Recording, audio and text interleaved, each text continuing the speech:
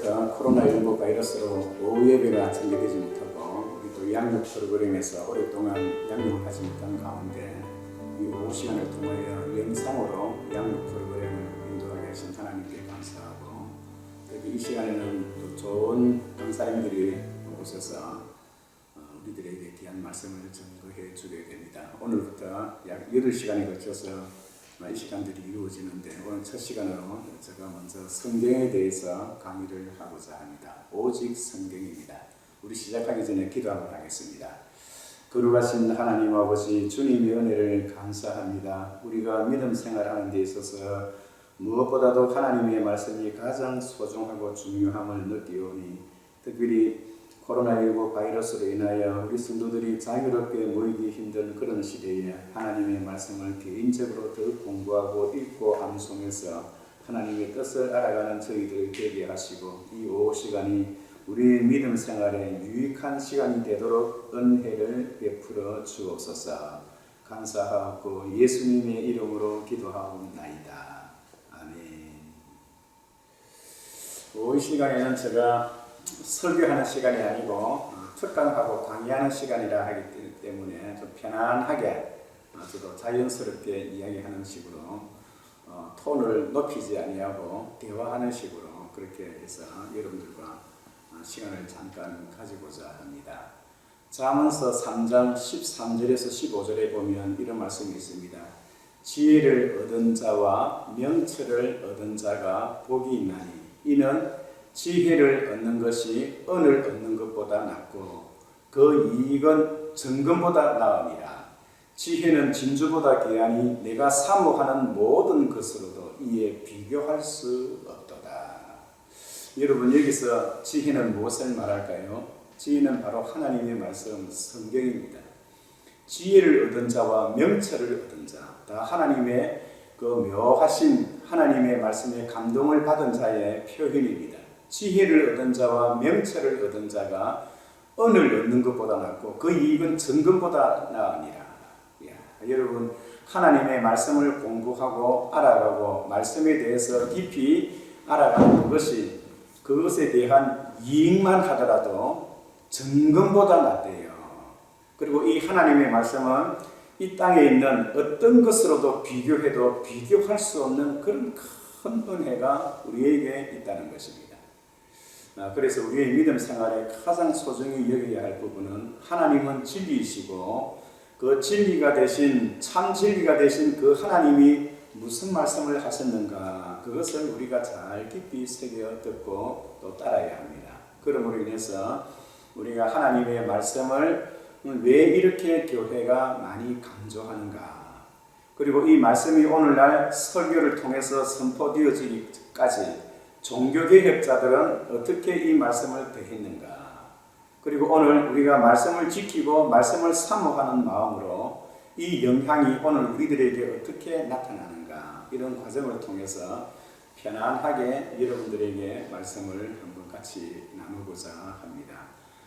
특별히 요한복음 20장 30절에서 31절에 보면 그런 말씀이 있어요. 예수께서 제자들 앞에서 이 책에 기록되지 아니한 다른 표적도 많이 행하셨으나 오직 이것을 기록함은 너희로 예수께서 하나님의 아들 그리스도이심을 믿게 하려 함이요 너희로 믿어 구원을 받고 생명을 얻게 하려 함이니라. 여러분, 이 성경에 기록되어진 그 목적이 우리들에게 생명을 주기 위해서 그랬대요. 요한복음 5장 39절에는 또 어떻게 이야기하셨나요? 너희가 성경에서 영생을 얻는 줄을 생각하고 성경을 사모하거니와 이 성경은 곧 나에 대하여 증거하는 것입니다. 우리가 성경을 공부하고 오직 성경, 오직 믿음, 오직 은혜, 오직 영광, 종교개혁자들이 이러한 슬로건을 내세웠던 그 모든 이유가 어딘가요? 그 이유가 어디 있나요? 예수 그리스도를 알아가는데 더 필요한 부분들이기 때문에 오직 성경, 오직 믿음, 오직 은혜, 오직 영광을 그렇게 강조했던 것입니다. 그래서 우리가 성경을 늘 가까이 하고 성경을 공부한다는 것, 성경 말씀을 암송한다는 것, 이것이 우리 믿음 생활에 큰 영향력을 끼치고 있다는 것을 여러분 꼭 기억하시기 바랍니다. 저도 저 나름대로 성경을 많이 공부하고 목사가 되기 전에 주일학교 교사 때부터 하나님께서 내 개인적으로 주셨던 말씀과 어린아이들을 가르치는데 필요한 부분들의 말씀을 늘 읽고 공부하고 그리고 또 암송함으로 인해서 이 말씀을 가까이 함으로 나에게 주어진 하나님의 혜택과 하나님의 은혜가 얼마나 큰지 이루 다 말할 수가 없어요. 사실 보면 종교개혁자들의 그 부분들을 보면 그렇습니다. 종교개혁자들은 특히 마틴 루터를 우리가 잘 알고 있잖아요. 왜냐니까 마틴 루터를 강조하는 이유는 제일 먼저 로마 가톨릭 시대에서부터 하나님의 말씀을 강조했던 그러한 그 개혁자가 마틴 루터이기 때문입니다. 우리가 잘 알다시피 마틴 루터는 1483년 11월 11일생으로서 독일의 북부 지역에 되는 아이슬레벤에서 태어났어요. 그는 아이슬레벤에서 태어나서 아버지로부터 아주 교육을 받고 엄격한 그 신앙 교육을 받고 나중에는 신학교 교수가 되어서 비텐베르그에 하나님의 말씀을 가르치고 시편과 로마서를 강의하는 가운데 그는 큰 감동을 받게 되었습니다. 그러다가 그는 비텐베르그에서 결국은 브롬스 회의라고 있습니다. 독일의 최고의 국회지요. 그 국회에 불려가서 죽을 뻔하였다가 바르트부르크라는 그곳으로 피신을 하여 그곳에서 성경을 번역하게 되었습니다. 또한 그 전에 그는 라이프치히에서 그와 같은 이 교수 출신이었던 존 에크라는 사람과 많은 사람들이 보는 가운데 이렇게 무엇이 하나님을 믿는 것이 정당한 것인가, 전통인가, 말씀인가 라는 그런 부분 속에서 존 에크는 역사적으로, 전통적으로 잘 꿰뚫어서 전통과 역사와 교회를 중시 여겼던 반면에 이 루터는 무엇보다도 하나님의 말씀이 중요하다는 겁니다. 교회는 하나님의 말씀이 가라 하는 곳까지 가야 되고 하나님의 말씀이 서라 하면 서야 되는 거예요. 그러나 그 시대는 로마 가톨릭이 지배하던 그 시대이기 때문에 말씀보다 교회에 대한 어떤 결정이 더 큰 권위를 가졌던 것입니다. 그래서 이 루터는 하나님의 말씀을 다시 새겨듣고 다시 말씀을 공부하면서 결국은 이 라틴어로 되어졌던 이 신약 성경을 독일어로 번역을 해서 전체 사람들에게 성경을 보급하게 되어졌습니다. 제가 지난번 유럽을 방문하는 가운데 아이슬레벤 그리고 또 비텐베르그 그리고 라이프치히 그리고 보름스 또한 바르트부르크 오늘 여러분들께서 이 시간을 통해서 성경을 사랑하고 성경을 사모하며 그 속에서 성경을 지키기 위해서 전 생애를 바쳤던 이 루터가 태어나고 그가 개혁을 일으켰던 그 지역의 몇 가지의 이름만 알아도 큰 공부가 되리라 생각되어집니다. 먼저 우리가 생각할 것은 아이슬레벤 그리고 비텐베르그 라이프치히 바르트부르크 보름스 이 정도는 우리가 충분히 이해하고 알고 있어야 되고 우리가 순복음교회나 성결교회나 또한 회중교회에 나가는 것이 아니고 장로교회에 나온다 하면 우리 장로교회에서 초기 때부터 얼마나 성경을 사모하고 성경에 대해서 많은 그런 주장을 해왔는가 성경의 중요성이 무엇인가를 우리는 알 때에 이러한 지역 정도는 그냥 상식적으로 알고 있는 것이 참으로 중요하다고 생각되어집니다. 특히 루터는 이 말씀에 대해서 얼마나 사모했던지 1520년에 4편의 논문을 기록하게 됩니다. 여러분들 알고 계시는 분은 알겠지만은 4편의 논문 가운데 선행에 관하여 독일 크리스찬 기족에게 보내는 것, 교회 바빌론, 4번째는 그리스도인의 자유에 대하여 이 4가지의 논문을 발표했는데 그 논문의 4가지의 발표 내용이 다 성경에 관한 부분입니다. 그가 주장하는 바는 오늘날 하나님의 말씀이 3가지의 벽에 갇혀서 말씀이 말씀되게 하지 못한다는 겁니다. 그렇다면 그 시대에 무엇이 하나님의 말씀을 바깥으로 흘러가지 않도록 하기 위해서 무엇이 그 성벽이 가로막았느냐? 이 하나님의 말씀을 말씀되게 하지 못했던 그 이유가 세 가지의 장벽에 그쳐서 그렇다는데, 세 가지의 장벽이 무엇이냐? 하나는 교황입니다. 교황의 종교개혁, 종교 행사를 하기 위한 집행권이 교황에게만 있고, 두 번째는 성경 해석권이 교황에게만 있습니다. 그래서 또 하나는 이 모든 재판에, 모든 성경과 모든 재판을 행하는 그런 결정권이 바로 교황이기 때문에, 따지고 보면 교황이라는 그 인물에 의해서 세 가지의 벽으로 교회가 둘러싸이고 말씀이 둘러싸이기 때문에 교회가 교회되지 못하고, 또한 믿음 생활이, 성도들의 믿음 생활이 성경적으로 이루어지지 못하고 있다는 겁니다. 그 당시에 성도들의 믿음은 어느 유골이나 해골, 예를 들어서 사도 바울이 살았을 때 지팡이를 가지고 있다 하면 그 사람은 굉장히 믿음이 좋은 사람이고 굉장히 대단한 사람입니다. 만약에 예수님이, 어느 성도가 예수님의 그 수건을 얼굴에 닦았던 수상자가 예수님의 얼굴에 땀을 수건으로 닦았는데 그 수건을 지금까지 가지고 있다. 또 베드로의 어떠한 유골을 누군가 가지고 있다 하면 그 성도에게 많은 사람들이 가서 그에게 기도를 받고 아주 훌륭하고 위대한 그런 영적으로 큰 어떤 은혜가 있는 것처럼 여겼었던 것이 바로 그 시대의 믿음 생활했던 성도들의 모습입니다. 그러나 우리가 생각할 것은, 여러분, 모든 우리의 믿음 생활의 기초는 하나님의 말씀인 거예요. 우리가 이 땅을 살아가면서 무엇보다도 하나님의 말씀을 중요히 여겨야 한다는 것. 우리 마틴 루터뿐만 아니라 칼빈이나 저빙글이나 존 낙스나 앞에 살았던, 우리 시대의 앞을 살았던 신앙의 선배들이 교회를 개혁하고 신앙을 개혁했던 모든 개혁의 그 원동점이 어디에 있었느냐? 바로 이 하나님의 말씀에 두었기 때문입니다. 성경에 보면 모든 성경은 하나님의 감동으로 된 것으로 교훈과 책망과 바르게 함과 의로 교육하기에 유익하니 했습니다.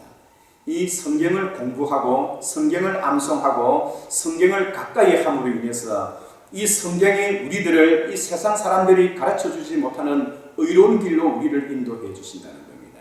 이 하나님의 말씀은 우리 믿음 생활에 가장 소중히 여겨야 할 그런 부분이라고 믿어집니다.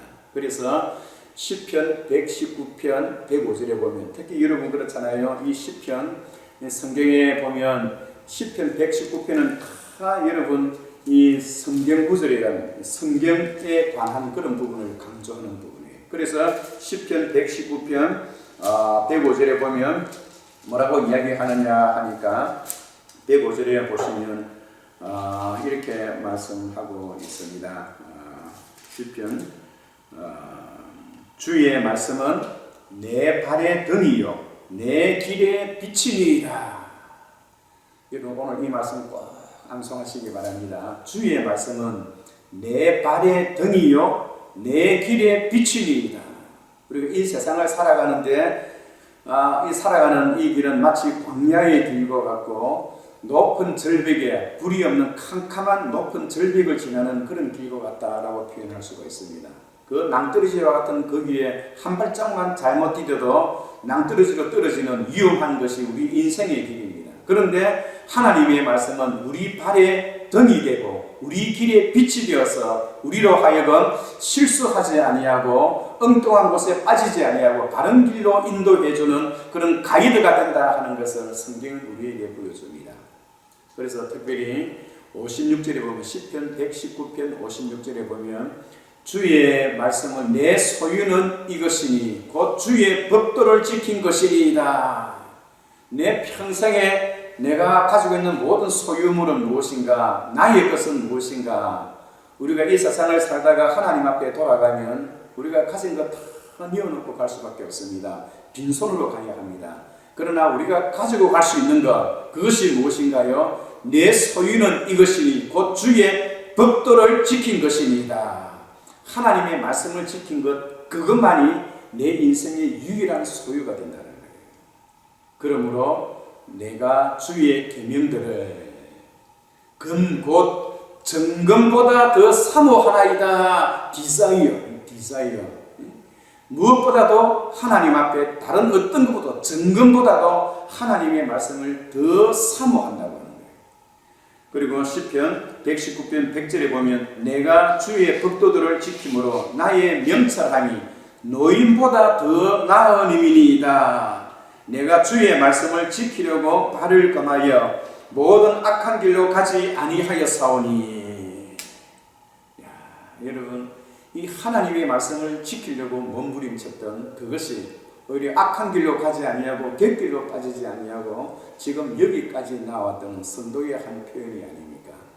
오늘 우리가 믿음 생활하는 가운데 성경을 가까이 하고 성경을 늘 함께 입에 넣고 마음속에 담아놓고 암송하며 그 말씀을 시간마다 이렇게 끄집어내어서 되씹고 되새김질할 때 그 되씹음이 우리에게 얼마나 큰 영향력이 있느냐, 그것이 얼마나 우리에게 유익을 주느냐. 특히 119편 72절에는 이렇게 말하고 있습니다. 주의 입의 법이 내게는 천천 금은보다 더 좋으니이다.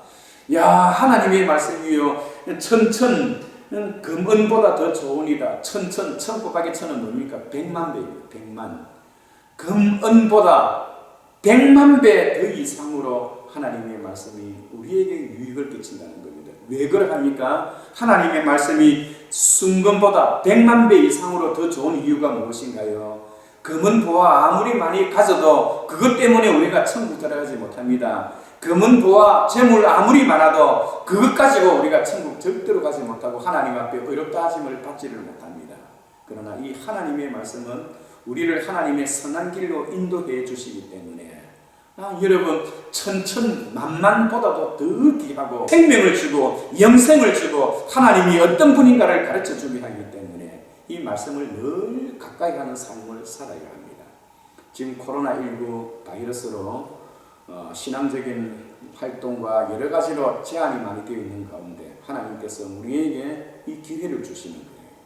개인적으로 말씀을 공부하고 개인적으로 암송을 하고 하나님 앞에 말씀을 암송하고 공부를 하고 준비를 해놓으면 하나님께서 언젠가는 저와 여러분들을 거기에 맞게끔 쓰고 계신다는 겁니다. 하나님은 어떤 사람을 쓰시는가요?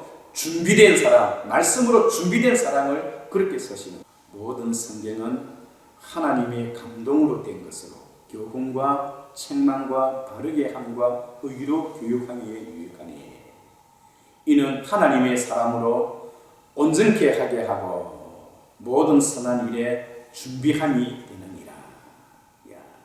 하나님의 말씀은 우리를 그렇게 새롭게 만들어줍니다. 특별히 이 10월달은 종교개혁 기간인데 마틴 루터뿐만 아니라 저빈 글리와 존 낙서와 칼빈 선생도 이 말씀에 대해서는 얼마나 몸부림을 쳤는지 몰라요.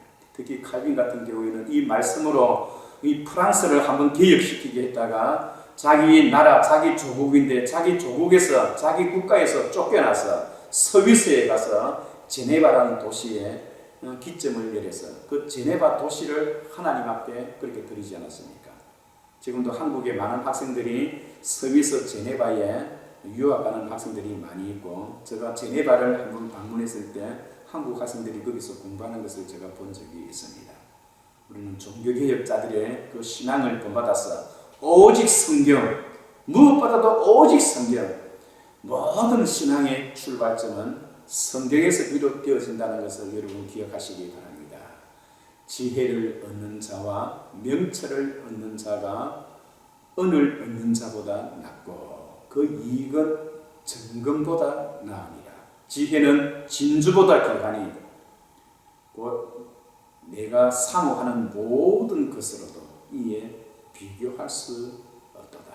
내 소유는 이것이니 곧 주의 법도를 지킨 것이니이다. 주의 말씀은 내 발의 등이요 내 길의 빛이니이다. 사랑하는 성도 여러분, 또 양육위원회에 또 양육에 임하는 모든 성도 여러분, 우리가 하나님의 말씀으로 내 인생을 개혁시키고 하나님의 말씀으로 우리 인생에 새로워지는 그런 역사가 있기를 주의 이름으로 축원합니다.